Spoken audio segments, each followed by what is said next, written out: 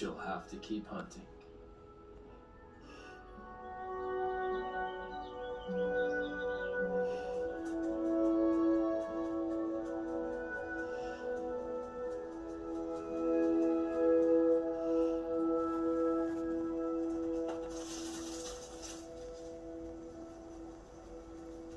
Success. Back to the kittens.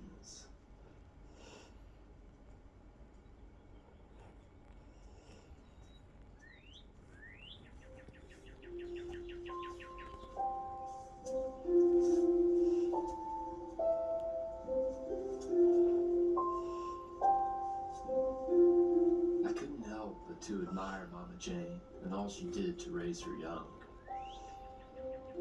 Every day she was out hunting to feed herself and her offspring, and she had no choice but to leave them alone and vulnerable for hours at a time, which is something that I couldn't imagine. She likes the dance. She does. Right. Are you having a good time, Bird? My wife gave birth to our first child, Birdie, as we were camera trapped in the ocelot kittens. This is so cute, I'm gonna cry. Her first stuffed animal was an obvious choice.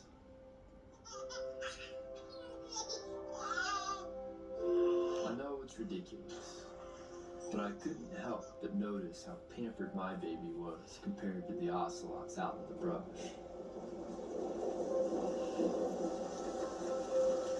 Seeing what those kittens could live through made me a little bit more willing to have Birdie be free range, which was nice, because she quickly got tough enough to help out with the camera trapping.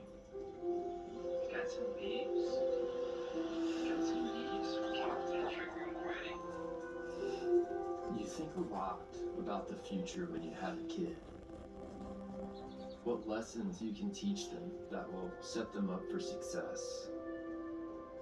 What skills you can pass on. You'll do pretty much anything to give them the best chance at life.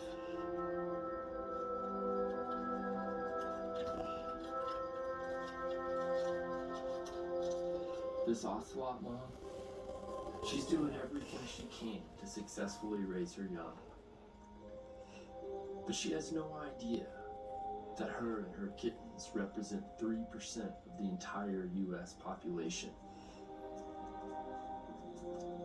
She has no clue how important the survival of her kittens is for this species.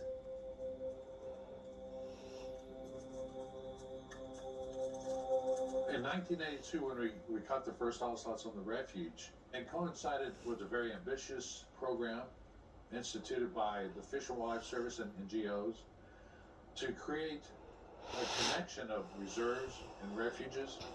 The ocelots were used as a flagship species to start this land acquisition. One of the goals of the Rio Grande corridor was to connect our ocelots to the nearest population in Mexico.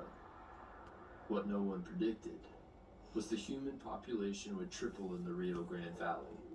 A border wall would be constructed, and many ranches would be converted into agriculture and wind turbines. Today, a dispersing cat would have to travel at least 50 miles through inhospitable terrain to connect with ocelots in the United States. The chances of an ocelot moving from the population of Mexico and successfully entering into the